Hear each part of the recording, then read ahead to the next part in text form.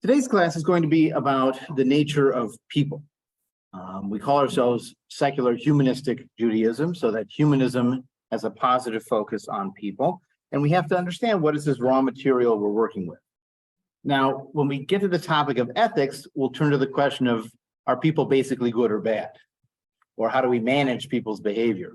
But if we're trying to manage people in a certain direction, we have to know what the raw material is that we're working with. It's like a materials engineer. You have to know what you're working with. Butter is treated differently than aluminum. So what's the raw material of humanity? Well, people have been thinking about the nature of people since we became self-aware. I mean, this is something that ancient people also thought about. There was an old book of intellectual history called Before Philosophy, which was an exploration of the worldview of the ancient Near East before Greeks started applying logic in a more rigorous way to the study of humanity. But there are always beliefs about human nature, life, culture, implicit in any religious tradition or expression of human existence that you can find. Myths are not meaningless. Even if they didn't happen, they still reflect something very important about the human condition, the people that created them, what their ideology was, and they also try to convey values and lessons. So let's think about the first myth about people in Jewish tradition, and that is the very beginning of the book of Genesis. In fact, you could even hear in the name Genesis, which is the Latin title, genetics, right? Gene, it's all in there. In Hebrew, the word is Bereshit, which literally means in the beginning. Rosh is head, so Reshit is related to that word. And in that creation story, we have some lessons about the universe, but also about human beings specifically. Human beings are made by a God. In chapter 1, he actually creates the male and female, it seems to say, at the same time. In chapter 2, it goes into more either goes into more detail, or it's from a different story entirely and contradicts the first one. Depends on your ideology with that. But in chapter 2, the God actually forms humanity from the dust of the ground, breathes the breath of life into it to animate it, sets it up in a garden to tend, and tells it what not to do. Do not eat from this tree. You can eat from anything you want. Don't eat from this one tree. He creates animals to be companion to this human being that was formed from the dust of the ground, and none of them is seen to be the perfect companion. And so the man falls asleep because, of course, the human is assumed to be male. A rib is taken, or a side is taken literally in the Hebrew. It doesn't say rib specifically. And woman is formed out of man as a secondary derivative creation. In chapter 3, all goes to hell because this very clever animal called a snake convinces the woman that she should eat from that tree that they are not supposed to eat from. It's called the tree of the knowledge of good and evil. She looks at the tree and sees it, in fact, desirable to make you wise. And so she pursues knowledge. What a terrible sin. She pursues knowledge. She eats from that tree. Her eyes are opened. She realizes that she's naked. She finds the man and gives him the fruit, and he eats it as well. Now, the God comes walking in the garden in the cool of the day, and Adam and Eve hide because they're afraid, because they now know that they're naked. And God calls out and says, Adam, where are you? Adam says, well, I was afraid because I was naked. God says, who told you you were naked? This is, the kid giving away the real violation here. And Adam says, well, and so God says, who told you you were naked? Did you eat from that tree I told you not to eat from? The one rule I made? The one thing you couldn't do. You had one job, and that's what you broke. And he says, well, the woman you gave me the fruit, and I ate it. So he already throws her under the bus, right? He fails his first test of responsibility and blames. Well, a lot of people have blamed women for Eve's actions. In fact, there's a famous/infamous rabbinic text that says women have certain obligations, but they parallel the curses that they've acquired. So women are obligated to light the candles on Shabbat, but it's because they extinguish the light of man's soul. and women are obligated because of the menstrual blood purity laws, because they shed man's blood by causing death to come into the world, and women have to walk behind at a funeral cortege and other kind of rules. So they go on in that direction. So women in general have been blamed for Eve's action. That seems like a male interpretation.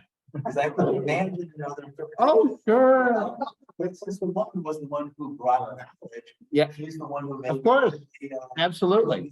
Continue shedding light. Absolutely. But yeah, well, right, who wrote it and who interpreted it for the first, 1800 years or whatever that it was available. So I have a question, and this is sort of a thing, but is the snake supposed to be like an agent of the devil? That's not reflected in the Hebrew text. That's more of a Christian interpretation, but it does also appear in some Jewish literature from what's called the late Second Temple period. So like the last couple centuries before the year 0, there are Jewish sources that reflect that kind of reading of it. So Christianity actually got it from certain offshoots of Jewish tradition.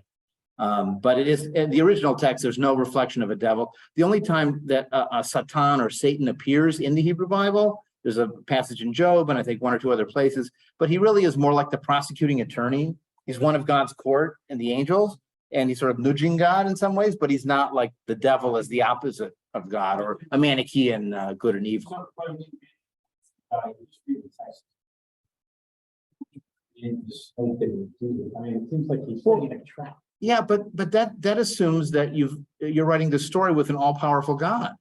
But if you're writing the story with just a God like a Zeus makes mistakes. Zeus doesn't know everything. I mean, we project back Maimonidean concepts of God into this text, or even later rabbinic concepts of gods. And the original writers of the text were probably thinking mythologically of, gods. In fact, God says, "Let us make man in our image." Who's us? Is it the royal we, or is it the court that he's talking to? Well, and if you look at history. Oh, no, he just doesn't have any idea what's going on. And he has to ask them, Right. So there's actually a number of feminist retellings of the story along the lines that Chet and others have mentioned. There's a great poem called Applesauce for Eve by Marge Piercy. There's a retelling of the story called Applesauce by Judith Plasko, who's a Jewish feminist theologian. And they're really creative retellings of the story. But again, they're reflecting the values of Piercy and Plasko. They're taking the motif, taking that myth and making their own story based on it. In my dissertation, I actually wrote a lot about this. And I refer to what they're doing as like making midrash. It's like midrash, but it's using the myth as a motif that they can then play with it in ways the rabbis would have never thought to interpret it. But be that as it may, the original myth does have certain core messages, because after all, after Eve is caught, does she accept responsibility? No, she blames it on the snake. The snake doesn't get to talk. God curses the snake. He curses the woman, saying you will be ruled over by your husband and have pain in childbirth. And he curses the man too. Now he has to work for a living. He can't just live off the fruits of the garden.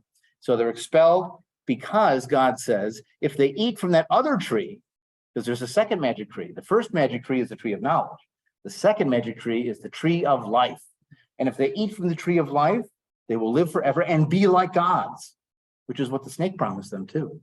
So ironically, the snake and God are worried, or either worried or hopeful about the same thing. So God says, I don't want them to be like gods. I am a jealous God. That's a later passage, but he wants to be the only God around. And so he expels them from the garden, puts an angel with a sword and keeps them out. Now they have sons. They have 2 sons, Cain and Abel. Abel is a shepherd. He raises animals. Cain is a farmer.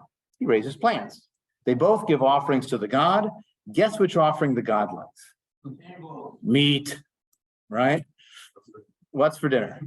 Beef. So he likes Abel's sacrifice. He doesn't like Cain's. Cain gets jealous and he murders his brother. And then God says, where is Abel, your brother? And again, you have to ask, is he not knowing, or is this when a parent asks a kid, what have you done? When you know very well what they've done. Cain has that famous line, am I my brother's keeper? We'll get to the ethics question again a bit later. But you see, in the very beginnings of civilization, because these are the two basic means of raising food, farming and pastoral shepherding, other than hunter-gathering, right? But this is like once you're settled, this is how you do it. And they're inevitably in conflict. I often make the parallel to the musical Oklahoma, where there's a song about the cowman and the farmer and how they conflict. They should be friends, but they conflict with each other all the time. It's the same battle. So what does this story imply about human beings? Well, first of all, going back to the creation, they are radically different from the entire animal kingdom, right? In chapter 2, they're made first, out of the dirt. There's no relationship between humanity and the animals other than the commandment to rule over them and to eat them after the fall. So that's step one. We are totally different from other animals. We are created in the image of God. That is not designed to lower your self-esteem, right? If you think you're in the image of God, you think you're in charge and get to act like one. It's kind of this interesting throughout the Hebrew Bible about whether you should anthropomorphize God or not. So they do worship God and suggest, and sometimes they talk about having a form and a hand and this and that. And right? You say you don't. Well, this again reflects differing sources and ideologies over the evolution of the stories. Right, exactly. But even that concept of in the image of God comes out even today in liberal Jewish community service and human rights activists. They'll say, even the Palestinians are in the image of God. In fact, one of the major Israeli human rights organizations is called B'Tselem, which means in the image, because it's making that claim going back to Genesis that all humanity is in the same image. There's also a sense in this story that humanity needs rules to follow. Because if you don't have rules, look what happens. Jealousy, murder, and to be honest, even if you do give them rules, what do? They break them. They have one rule and they broke the rule. They broke that one rule. Violence, disorder, disaster, those are the direct results to what happens if you disobey divine rules. So you have to put in rules and you have to have consequences and you have to, because people are going to screw up and they are going to mess up, even if you give them rules. Who decides what happens in your life? Well, there's a God who sets up the system and can intervene in the system at times. And as the stories develop later through Genesis, gives you more and more rules and has more and more of a hand in what happens to you. Joseph, near the end of the Hebrew Bible, says to Pharaoh, it's not my skill that has taught me how to interpret these dreams. It's my God that has given me this ability to make this happen and has caused everything to come to this point. So the idea of providence, the idea that there is a divine purpose to your life, that if there is a meaning in life, it is one determined by a purposer, a meaning maker who has imposed it and directed you to follow that. It may be common for all humanity, or it may be a unique purpose just for you. But it's all defined by outside of yourself. And in the end, free choice is not prized simply for being free. It's prized for choosing the right choice. I think Deuteronomy, God says, I set before you life and death today. Choose life. That's where the pro-life movement gets that phrasing, by the way. It's from the Bible. But the idea is follow my rules and you'll live. Break my rules and you'll die. But it's your choice. Make your choice. As if it's entirely free and open for anybody to do whatever they want. It's not at all true. It says, when you have these rules, do not turn to the right hand or to the left. Follow the straight path. And remember that the Hebrew word halacha comes from the same, or for religious law, comes from the same root as halach, to walk, following the path, just like the Tao means the path, or Sharia in Islamic law also means the path, the one correct way to walk, one foot in front of the other. Any chance of happiness or success in this world is based on divine favor. But we know that sometimes this world doesn't work out for our benefit. We get cancer, we have childhood disease, there are earthquakes and floods and invasions. Well, maybe, just maybe, the ultimate purpose of life is not in this life at all. Maybe it's somewhere else. That breath of life that entered into the human being. Well, the Hebrew Bible doesn't really talk much about a soul, certainly in the early chapters. There is a kind of a Hades afterworld reflected in the book of Samuel called Sheol, which is like a shadowy underworld, but not a heaven per se. There is a resurrection only at the very end of the Hebrew Bible in the book of Daniel. Is there a clear reference to personal resurrection? Even the book of Ezekiel, which talks about bones coming back to life, is a metaphor for the Israelite kingdom being restored after the Babylonian exile.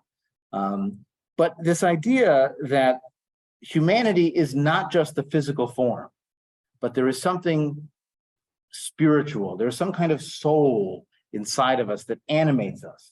In fact, anima is we're another word for soul, right? That there is something supernatural about who we are. That's also a claim, a belief about the nature of humanity. And that relates to an afterlife because when your physical form dies, that doesn't mean that you end. If there is this spiritual soul in you, you continue in some way. Now, in some traditions, it's a reincarnation. In others, it's a migration up or down on the scale of reincarnation. And in some cases, it's an afterlife. You know, you go to sleep and you wake up and voila, you are in the afterworld. And some people will say, well, Jews don't believe in an afterlife. And my response to that is always, well, some Jews don't believe in an afterlife. You, as a Jewish person, might not believe in an afterlife, but Judaism as a religious tradition absolutely has a concept of an afterlife. They call it ha'olam haba, the world to come. They even have words for it. There's Gehenna, which is the word for hell or the underworld, where you burn, although it's thought to be temporary, not a permanent thing. And there's Gan Eden. There's the promise of paradise, Garden of Eden, right? And if you read the El Malei Rachamim prayer, the God full of mercy prayer that's recited at many funerals in more traditional Jewish practices, it clearly refers to a paradise and a Garden of Eden. In the Middle Ages, around the same time, the Catholic Church was selling indulgences to get your dead ones out of hell where they deserve to be by giving money to the church.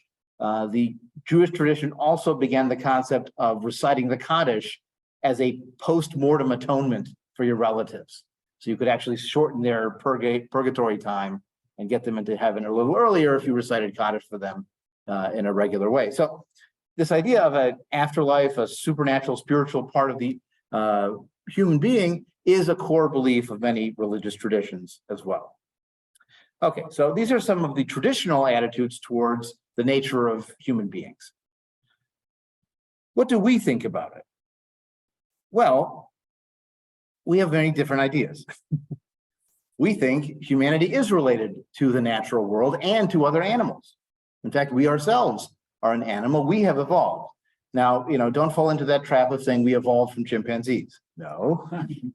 Chimpanzees and humanity evolved from a common ancestor. We just had parallel lines of evolution. But if you look at us now, we have 97% of the same DNA.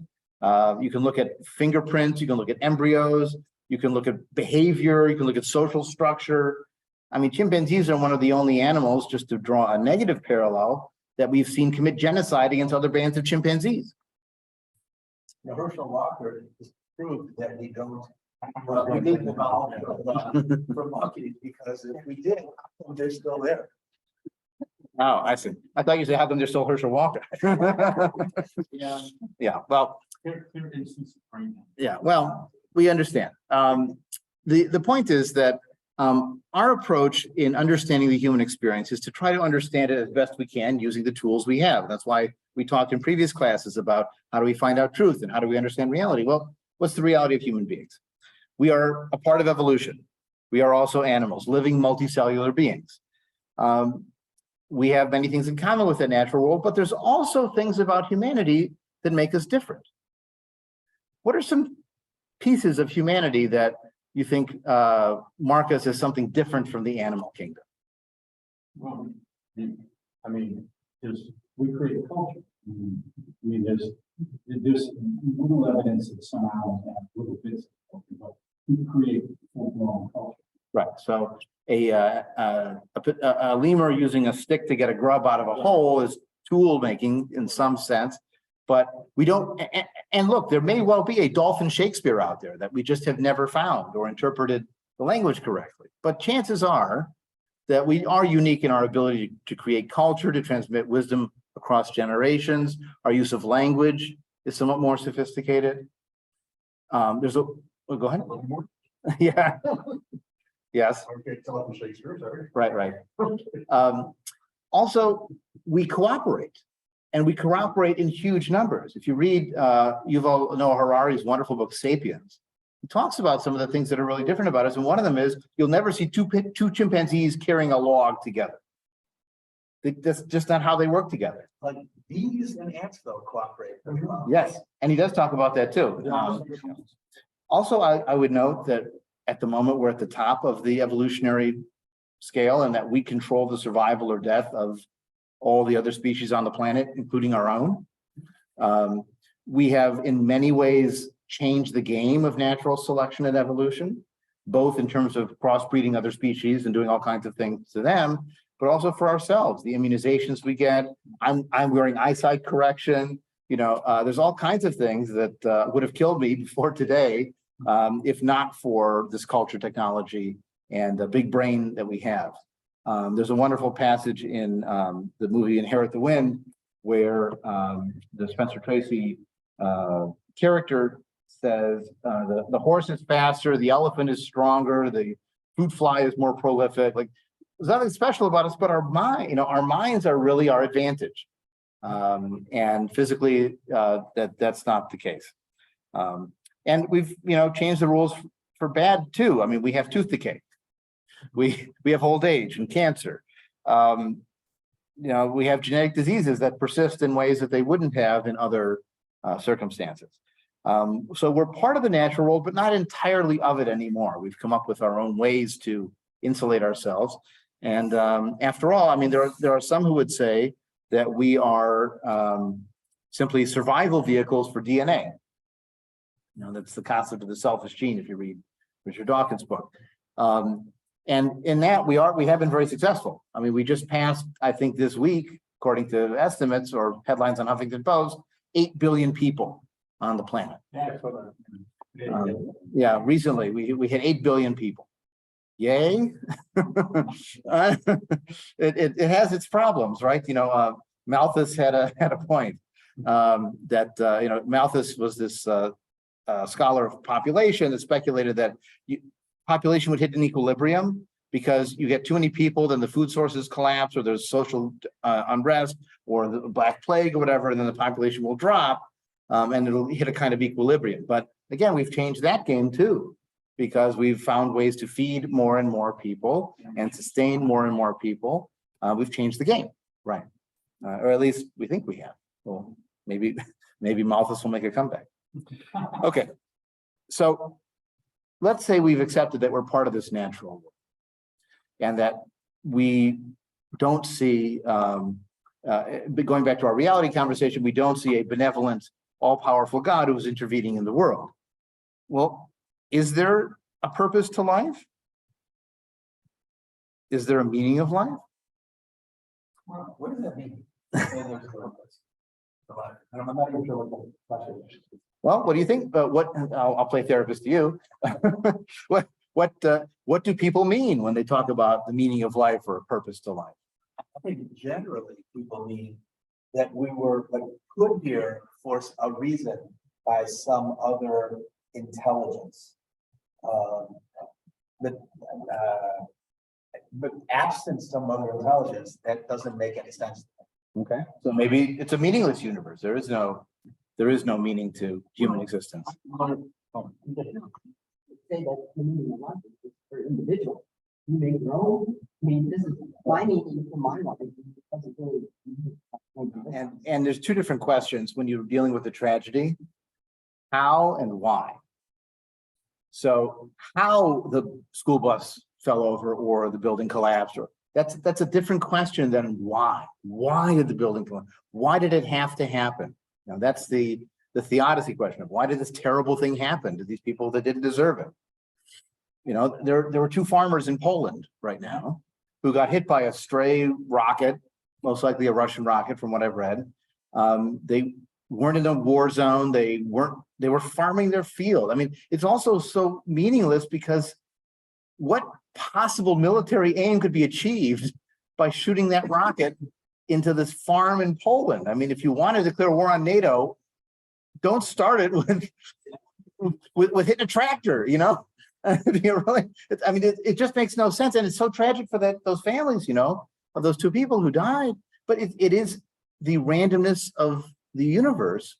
But I like what Kathy was saying about creating meaning for ourselves. That's part of what we do as human beings. We see patterns. We try to derive meaning out of something. We look back.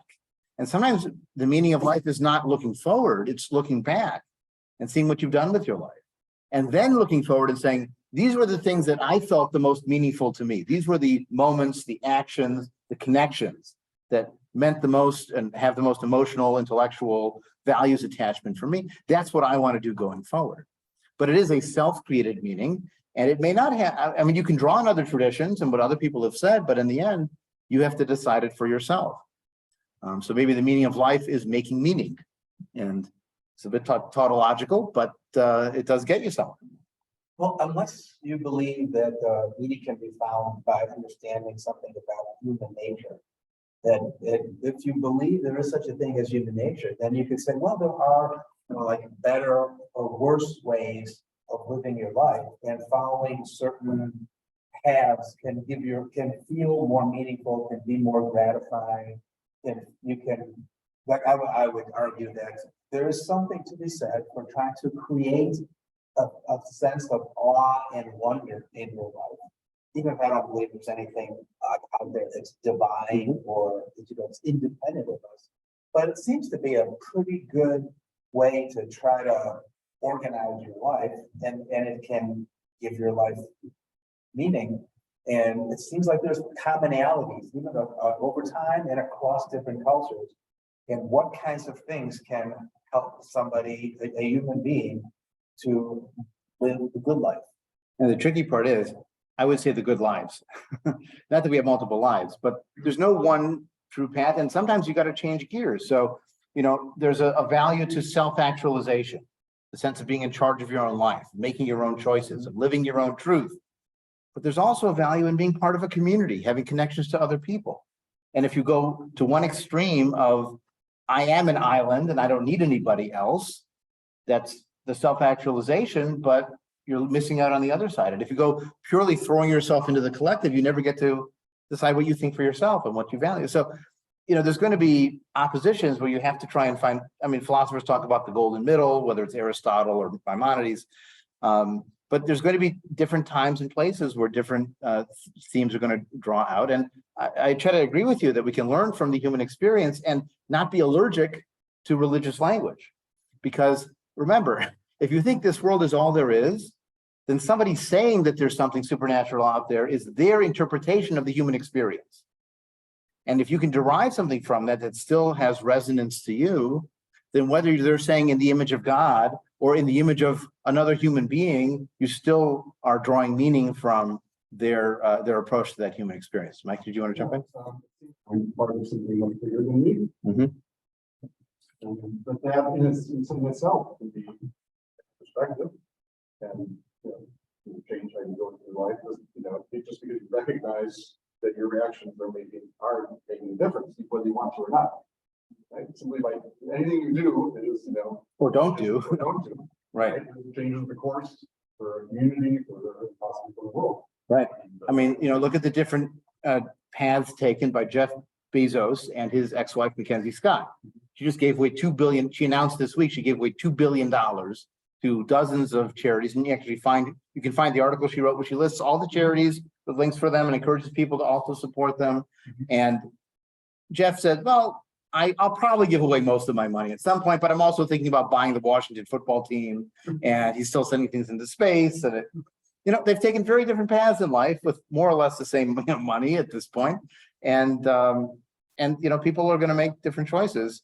And our challenge sometimes is evaluating those for ourselves and making our choices either to be more connected or to be more self-actualized, being alone is a good skill too. That's something we have to cultivate too. Yeah, sure. Whether that is a substitute or alternative Right. way of, you said, what do you mean by the purpose? There's a wonderful Hasidic story that I forget the name of the rabbi who would tell it, but he said that he would say, keep two pieces of paper in your pocket. One piece of paper says the world was created for me, and the other piece of paper says I am nothing but dust and ashes. And of course, you have to live in between those two extremes. And look, you think of those posters they used to sell where there's a map of the Milky Way and an arrow pointing to one dot saying you are here. Now that may provide comfort. My troubles, what's the big deal? I'm a dot in the middle of the universe. God isn't causing me to have this problem, because why would a God care about me? So that's comforting. On the other hand, sometimes people see themselves as a dot in the corner of the Milky Way and think, what's the point? if this is really how I am. In the Hitchhiker's Guide to the Galaxy series, there's a machine called the Total Perspective Vortex or whatever. And when you get plugged into this, it shows you a map of the universe and your size in it. And it drives most people crazy because they can't imagine how cosmically insignificant they actually are. That's not how our sense of self works. So it is important, though, to say, I have value. But it's like if you have two pieces of paper.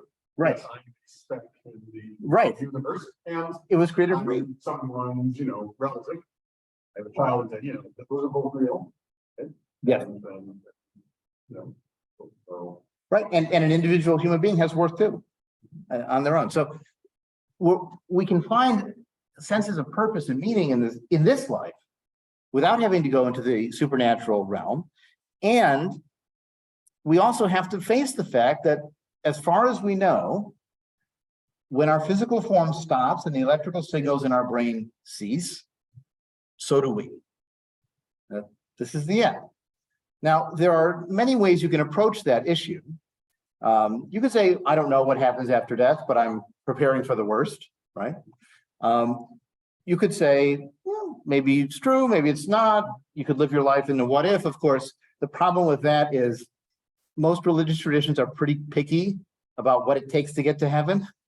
And if you do it the wrong way or worship the wrong God, then you're not going to. So the Pascal's wager idea, where it's, given the odds, you might as well believe in a God, because the risk of it being right and you being wrong. Right. But if you pick the wrong God, then it doesn't work out. So that's the problem. Exactly. Theological students Mhm. and we're having a discussion one time in the church. He says, well, you know what? I don't really know, but I'm going to choose to, this because it looks better to me. So he's a minister. Well, look, there was an evangelical. There was an evangelical preacher who was really torn on the question of, is Gandhi in hell? Because if you're an evangelical Christian, Gandhi had a chance to be saved, and he didn't. He maintained his Hindu beliefs and practices, and so Gandhi's in hell. that's a great example, because of course I think in the circular sense. Right. Reincarnation and time, right? Recycling. Right. Going forward. Instead of soul cycle, it's soul recycle. Wood burns, right? And then cook decays, and things happen, and another tree comes up eventually. Yeah, the atoms get repurposed. But it's being guarded through that. Look, we ourselves, the heavy elements in us began as stars collapsing and exploding. I mean, we're all interconnected in that way. And we'll talk about the idea of inspiration, spirituality in just a minute. But when it comes to our approach to death and mortality, you could be really harsh about it, like the famous atheist activist Madeleine Murray O'Hair, who on a talk show was once asked, well, if you don't believe in heaven, then what happens after you die? And she said, you rot. Now, that may be technically true. I've never said that at a funeral, because that's not helpful. You decompose, you compost, you. The nice way. Right, which is a line from Genesis, right? From dust you come, to dust you return. And in that sense, it's not dust by God formed and blown in life, but from the earth. The metaphor, imagine you were on Mars, 5 billion years ago, you telescope, you're looking at Earth and you see a bunch lava and mountains over there. You know, when you come back, you know, look later, and people running around, and you might think, well, oh, okay, the Earth is peopling the same way that a tree apples. It's just something. This is something this planet happens to be doing right now. Yeah. Right. Assuming nothing came from the outside or outside. Right. Years. You know, that's a nice metaphor because it's the sugar economy type thing. Right. But I think it makes a lot of sense actually. As a metaphor. Yes. And so there are ways we can provide comfort to address the fear of death or the anxieties around death or sadness around the loss of someone that don't have to deny it. I mean, this is one of those quirks that one of the things that's unique about human beings is not only that we understand death in a very sophisticated way, and there are other animals that understand death. They know when an offspring has died, elephants go back to die in a certain place. So there are other animals that are aware of mortality. I don't know if they build mausoleums like the pyramids, or things like that we've done. And so that's the other thing is that we're, I think, somewhat unique in denying death. I don't know if there's an elephant afterlife where they imagine their relatives will visit them again. There's an absolutely hilarious scene in the Ricky Gervais movie, The Invention of Lying. Mm-hmm. So the premise of the movie is that nobody has evolved the ability to lie. And so everyone tells the flat truth. Like he goes on a date and she says, "You're fatter than I thought you'd be." And he says, "You're way out of my league." So there's no filter, right? But he evolves the ability to lie. And his mother is dying. And he makes up a story that there's a big man in the sky. And when you die, you go and live in a mansion and everyone's happy and it's perfect. And then she dies. And all the medical staff were looking at him saying, "Tell us more about this man in the sky." Because of course they think he's telling the truth. Because everyone tells the truth all the time. So then it sort of takes off from there. And there's a scene where he comes out and he's made some rules about how the man in the sky system works. And he says, like, everybody, gets to live in their own mansion. Well, what if I want to live with my family? Well, then they can live with you. Well, what if they don't want to live with me? Well, then they don't have to. You can have any flavor of ice cream you want. Oh man, I just imagined skunk ice cream. Yeah, well, it's one of those, when you take the religious ideology and you sort of try to map it up. Anyways, it's a very funny scene where he's trying to explain the rules for getting to the mansion in the sky and so. Okay, so there are problems with an afterlife, like which spouse do you live with if you were married twice and they both died? Like, what age are you exactly? Yeah, I'd hate to go back at age 12, for example. That would really stink. But anyways, the point is, so we don't have those dilemmas, but we still have the dilemma of people die, and I might die. Instilled in the culture. I mean, nobody likes it. It's certainly negative. Well, you're right. I mean, I heard a joke once that the English think that death is inevitable and Americans think that death is optional. So we try to avoid it so much. So it is true that there are other cultures that are more at peace with death, but in some cases it's a denial of death with an afterlife system. And in other cases, it's more realistic. But in any case, grappling with death, however you frame it, is something that humans have to do. And we have ways to respond to that human need with sensitivity and not with the crass, decomposition answer. We can talk about you live on in the deeds of impact in the world that you've made, in the people you've taught, in the family that you have. If you have children, you have a genetic immortality in that sense. In the good deeds you do, and again, in that natural sense of being part of the world and going back to the earth and connecting and becoming part of a tree. In fact, I've thought of for some years that it might be nice if there were a system where if you did choose to be cremated instead of be buried in a cemetery, if you could create like endow a tree in a national forest. And every time someone else in the family dies, you inter the ashes there and you add a name to a plaque.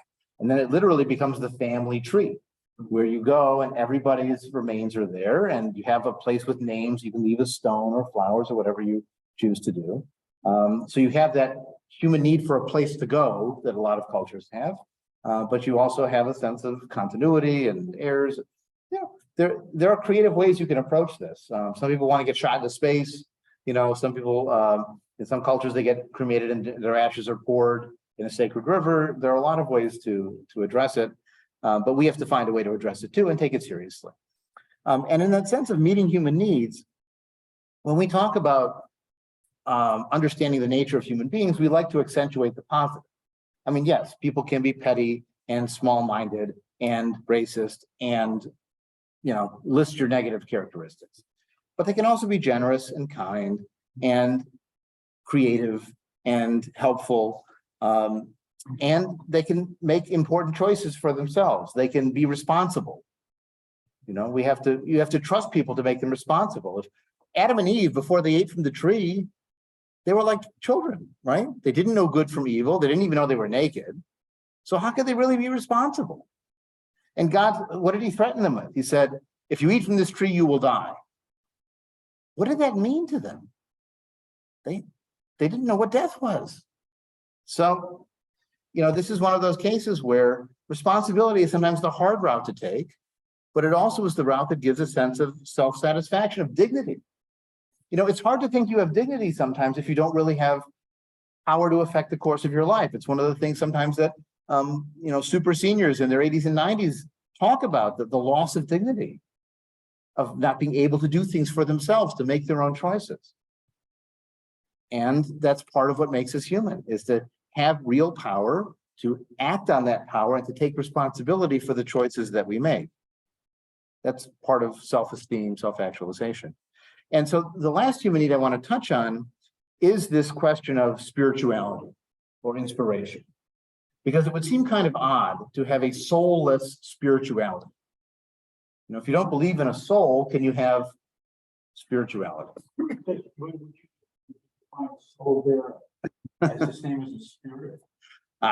Because for honest religions, for example, in Africa, where one of the things that was hard for Europeans to understand was that African societies Sure. where the treat you on that everybody's always there and that your ancestors are always around. Right. And then you interact with them, through masking and ways, but it's the way I understand the world, which is they died and went to heaven. Right. Or present and past are very different time periods. The Europeans have made a very distinctive, different realms, and here it's sort of intertwined, which I think is typical of non-European. Well, it's a very complete way of putting yourself in the world. Yeah. Right. Are you not separate? When people think about spirituality, I find it comes in sort of two varieties. One is some version of talking to the spirit world in some kind of active connection with the supernatural, whether it's a god or the angels or auras or whatever. And the other is uplifting the human spirit, inspiration. And that's something that even secular people can do. In fact, secular people need to do, just like all people. We just will find it in different places. We once had one of my rabbinic colleagues, Ben Viber, came to visit us and did a service on humanistic spirituality. And he started the service very cleverly. He said, how many people here like the word spirituality? About half the room raised their hand. How many people here can't stand the word spirituality? They think it's like crystals and Kabbalah. Half the room said they don't like the word. So he said, of those of you who like the word spirituality, what are examples of what you would call a spiritual experience? And they were things like the birth of a child or a grandchild, an experience in nature, beautiful art or music, a sense of aloneness and quietude, maybe a connection to family heirlooms or history, seeing the cave paintings at Lascaux, one of those experiences. So then he then turned to the other half of the room and said, those of you who don't like spirituality, have you had experiences like that? And they said, of course we have. Do you enjoy those? Do you find those meaningful? Yes. Well, okay, so now it's a question of vocabulary, not a phenomenological question, because these experiences are what people do. It gives them a sense of meaning, maybe, but also just a sense of uplift, a sense of being part of something larger than themselves. Maybe their spirituality is connections to other people. Maybe it's connections to idealism and working for a cause that gives them that sense of uplift and being part of something larger than themselves. Maybe it's being quiet and still that gives them that sense of centering, or that connection to history. I often will tell the story. The first time I went to the Western Wall in Jerusalem, what struck me the most about the space, aside from all the negatives of gender segregation and the Orthodox hegemony there and Western Wall being right next to the Dome of the Rock, and both traditions claiming it. And there's also 6 flames on an exhibit, sort of on top of a building. At least when I went there in the mid-90s, it was there. And I thought, well, can you really pray to this when you've got that Holocaust memory right there? And I certainly didn't bring a slip of paper with my, I call it the reverse fortune cookie, where you write down what you want, you put it in, as opposed to taking it out and seeing what it is. I didn't do any of that stuff. But when I touched the wall, it was smooth. And if you've been there, you know it's smooth. And I realized that it wasn't polished by any cloth. It was generations of people touching those stones. And it was an electric moment for me. I didn't care whether it was close to the Holy of Holies or whatever. It's irrelevant.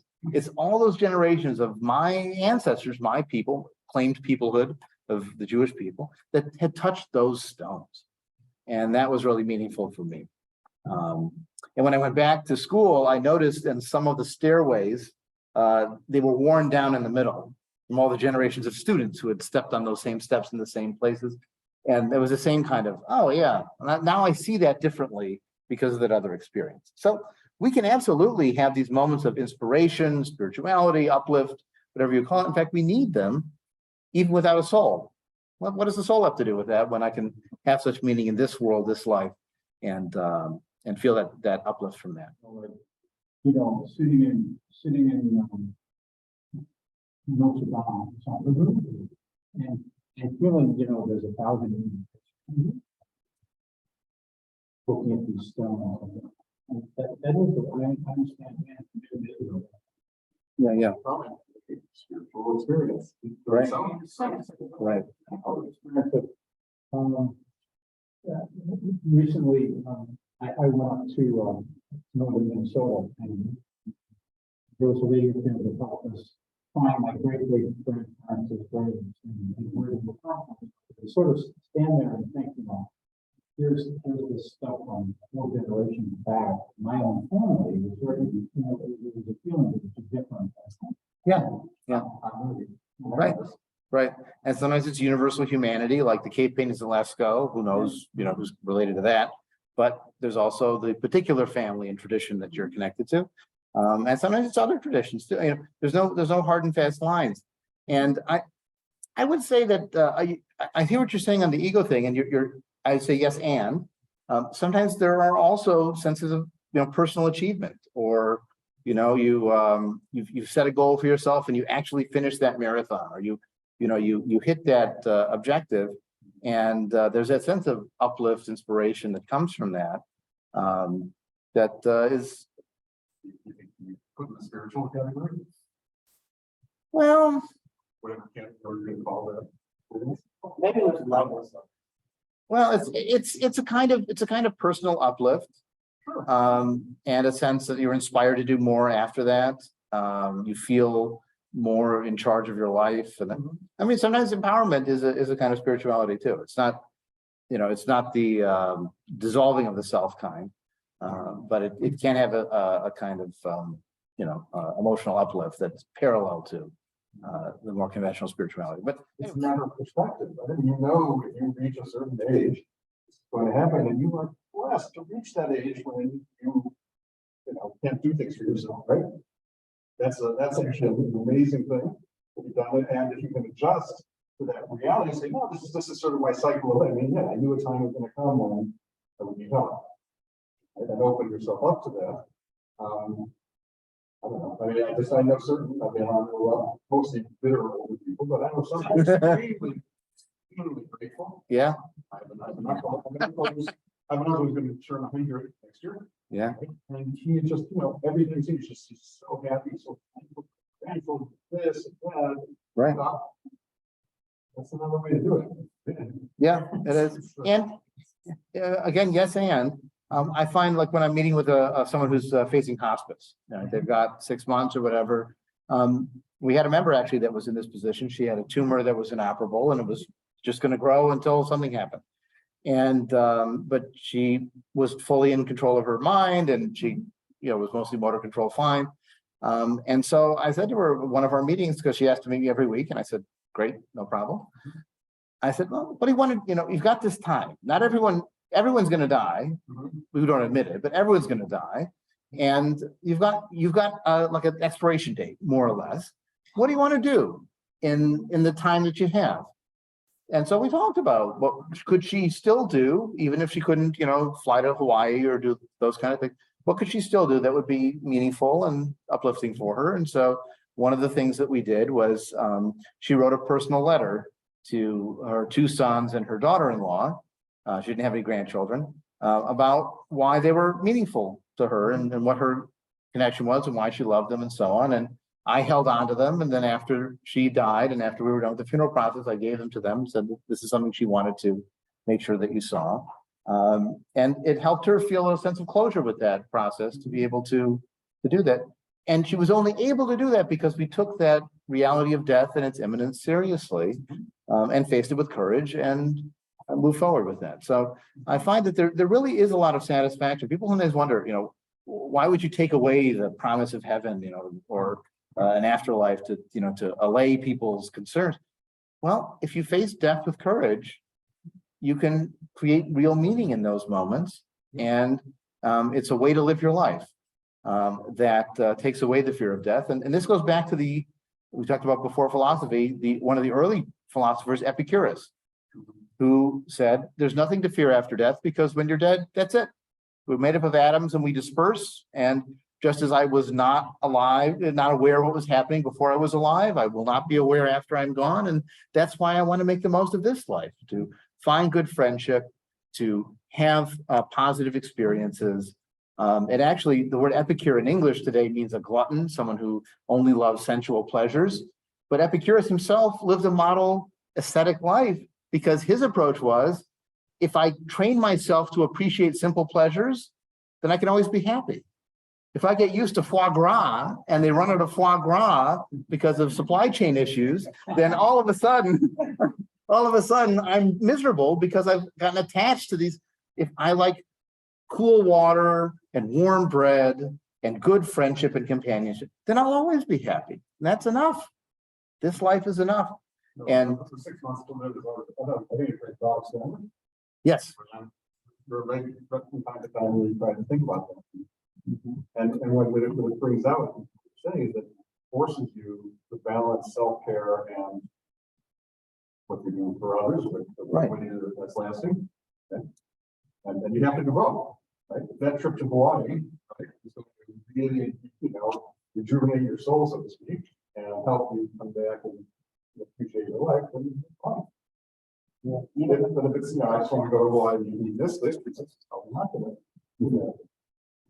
Even though I sometimes, less so, I have that difficulty imagining that the world continues to go on without me existing. Yes. It's called the neocentric theory of life. But I do, in my better moments, I think I recognize that being able to accept that, that I'm going to die, that everybody is temporary, really is a more mature way of living. And there's there's some benefit from being able to come to some kind of peace with that fact. Well, I think the advantage of the way we think about it is, I always think about the people who waste so much of their life trying to do what they think is going to get them into this, and literally waste significant portion of their life sitting in a church listening to people preach things that don't know. I mean, or causing themselves before they hit a home run. I mean, Or self-flagellation. I mean, you can get to. For instance, the Buddhist wasting is like meditating. well, yeah, yes. I mean, but, wearing a hair shirt and things like that, making yourself. Well, I go to the gym. I'm not always comfortable doing that. Yeah. I You really feel it's doing something for you. It's not a waste of time. Well, it's well, I mean, yes and no. It has the question of placebo and the question of priorities. You go to visit St. Peter's Cathedral in Rome, Vatican City, and you walk into this building, and part of you says, this is an amazing accomplishment of human ingenuity, engineering, art. And part of you says, Martin Luther had a point when he said the church is overly rich and why isn't it caring for the poor? And what is this gaudy, flashy stuff? I mean, this is the plunder of, of centuries of all kinds of native peoples and other traditions. So you can see both at the same time. And one of my favorite lines about this is I heard it from Greg Epstein, who's the humanist chaplain at Harvard and MIT. He said, humanists believe in life before death. So if we're going to have one life, let's make the most of it here and now.